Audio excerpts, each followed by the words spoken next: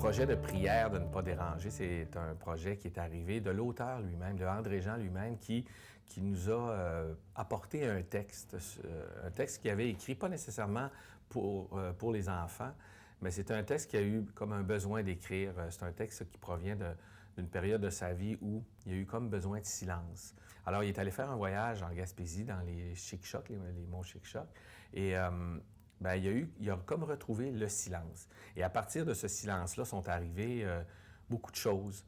Et il a noté toutes ces choses-là qui lui sont arrivées en tête. Et ça a donné naissance, bon, soit tantôt à des poèmes, tantôt à de la prose ou des choses comme ça. Et puis, ces textes-là sont devenus tranquillement une pièce.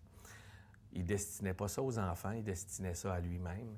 Et puis, en relisant ça, il a vu qu'il pouvait y avoir une couleur intéressante là-dedans pour un spectacle jeunesse. Il a dit peut-être qu'il y a des choses là-dedans qui pourraient s'adresser aux enfants.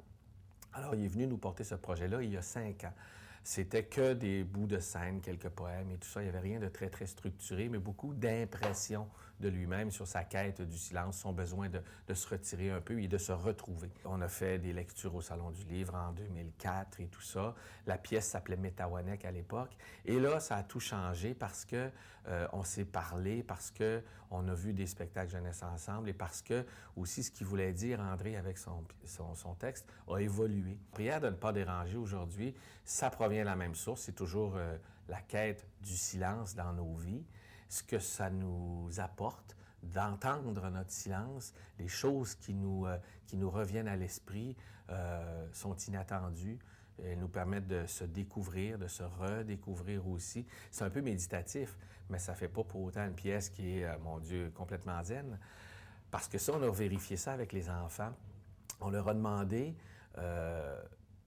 une pièce sur le silence. Qu'est-ce que vous pensez que ça peut faire? Bon, après ma base, c'est pas hyper intéressant. On doit se dire, ouais, ça va être plate, ça parlera pas, ça fera rien. André a quand même continué à écrire son texte parce que c'est ce que lui, l'auteur, a à dire, a à faire avec ça. Il y a quelque chose à explorer avec ça. Et nous, bien, on voulait l'accompagner dans ça. On a décidé d'aller voir les jeunes d'âges différents dans les classes. Donc, on parle de jeunes de 6 ans à 14 ans. On a voulu vérifier leur intérêt, mais pas leur en parler.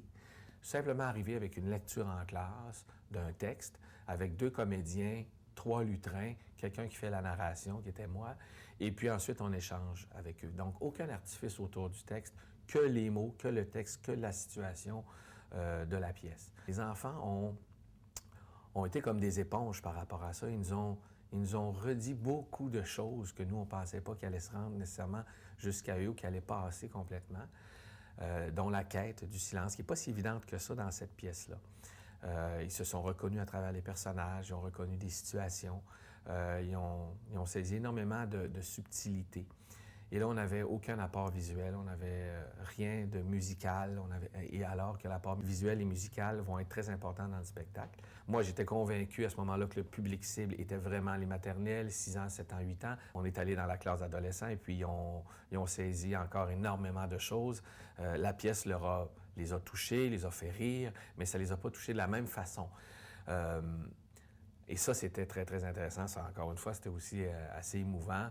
Et toutes les discussions qui tournaient autour de ça. Donc, on sait que la pièce peut s'adresser vraiment de 6 ans à 14 ans chez les jeunes en groupe scolaire. Et en grand public, bien, c'est clair qu'en représentation familiale, bien, le spectre, des fois, s'élargit un peu parce qu'avec la présence des parents, c'est pas le même lien que quand ils sont tous 300 ou 400 enfants ensemble.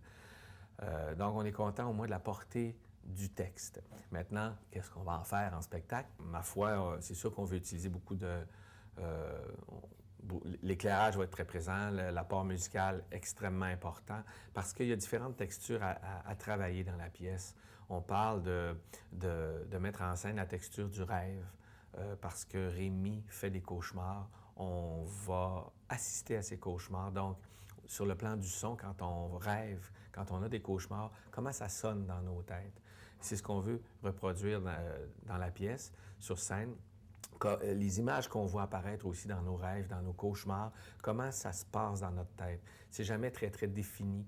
C'est des images, des fois, qui se succèdent, mais qui n'ont pas toujours des liens entre elles et qui laissent souvent une forte impression. Il y a aussi la texture du souvenir qui est différente du rêve.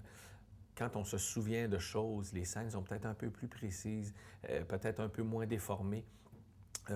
Qu'est-ce qui reste dans nos mémoires d'un souvenir qui est très, très loin, quand on était bébé ou quand on avait 5, 6 ans ou 7 ans? Les personnages se souviennent de choses dans la pièce et dans leur silence à eux, ces souvenirs-là reviennent. Il faut qu'on les voie pour s'y attacher, pour s'approprier leur histoire à ces personnages-là.